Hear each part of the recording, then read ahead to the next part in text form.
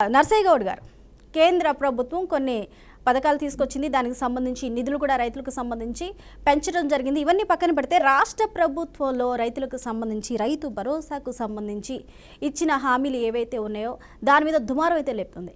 గతంలో కాంగ్రెస్ ప్రభుత్వం అధికారంలోకి వచ్చిన తర్వాత సంక్రాంతి తర్వాత రైతులందరికీ కూడా ఎవరైతే ఉన్నారో వాళ్ళందరికీ కూడా రైతు భరోసాని కల్పిస్తామంటూ కూడా హామీ ఇచ్చింది. కానీ ఇప్పుడు సాగులో ఉన్న భూమికి మాత్రమే రైతు భరోసా కల్పిస్తాము, అది కూడా సంక్రాంతి తర్వాత అని చెప్తున్నారు. మరి ఇప్పుడు కొత్తగా ఈ కండిషన్స్ తీసుకురావడానికి గల కారణాలు ఏంటి అనేది ప్రతి ఒక్కరు కూడా ప్రశ్నిస్తున్నారు. ఎందుకు ఇప్పుడు కొత్తగా కండిషన్స్ పెట్టవలసి వస్తుంది? నర్సయ్య గౌడ్ గారు, వాయిస్ క్లియర్ ఉందా మేడం? ఓకే అండి, క్లియర్గా ఉంది, మాట్లాడండి. ముందుగా మీకు ప్యానెల్లో ఉన్న పెద్దలకు వ్యూవర్స్ కు నమస్కారం. అదేవిధంగా నూతన సంవత్సర శుభాకాంక్షలు కూడా తెలియజేస్తా ఉన్నాను.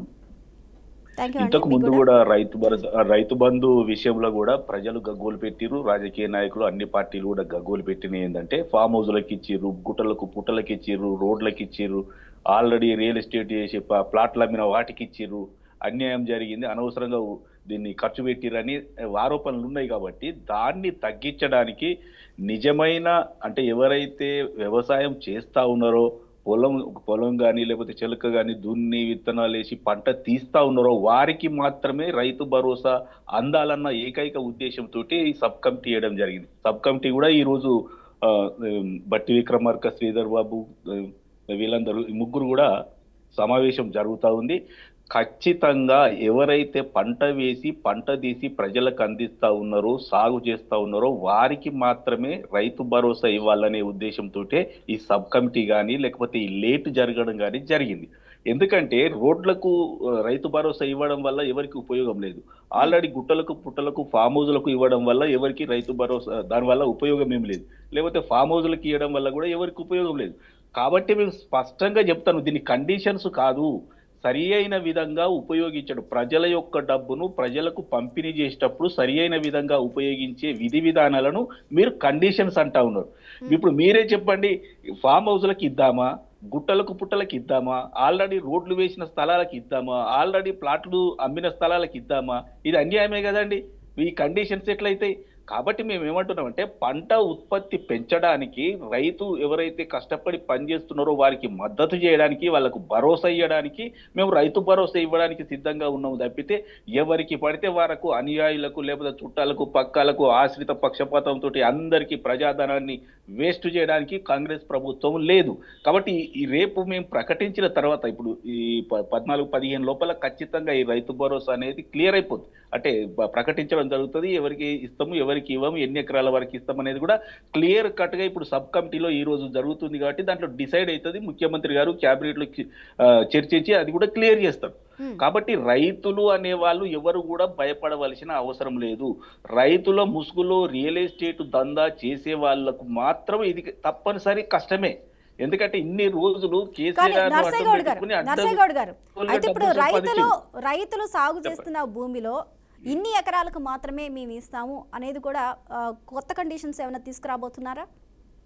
అంటే ఇప్పుడు మీరు రోడ్లకి ఇవ్వాలా లేకపోతే ఫామ్ హౌస్లకు ఇవ్వాలా అన్నారు, ఓకే అది సమంజసమే. కాకపోతే మరి ఇప్పుడు ఎన్ని ఎకరాలకి ఇవ్వాలి అనేది కూడా మాట్లాడతాం అంటున్నారు. మరి కొత్తగా ఏమైనా దీంట్లో చేంజెస్ తీసుకొస్తారా? మీరు ఇన్ని ఎకరాలకి ఇవ్వాలి, 2 ఎకరాలకి ఇవ్వాలి, 3 ఎకరాలకి ఇవ్వాలి, లేకపోతే 5-10 లోపు ఇవ్వాలి, ఇలా ఏమైనా తీసుకొస్తున్నారా?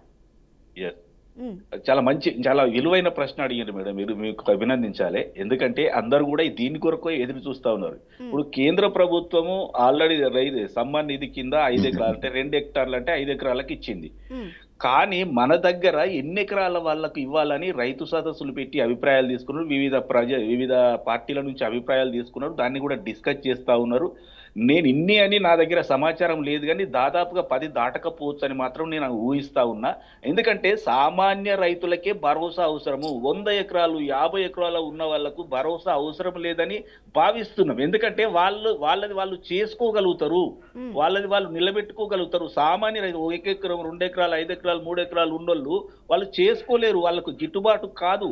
కాబట్టి వాళ్ళని ఖచ్చితంగా ఆదుకోవాల్సిన అవసరం ఉంది. కాబట్టి ఈ రోజు సబ్ కమిటీలో అది కూడా చర్చకు వస్తుంది, క్యాబినెట్ లో కూడా చర్చకు వస్తుంది.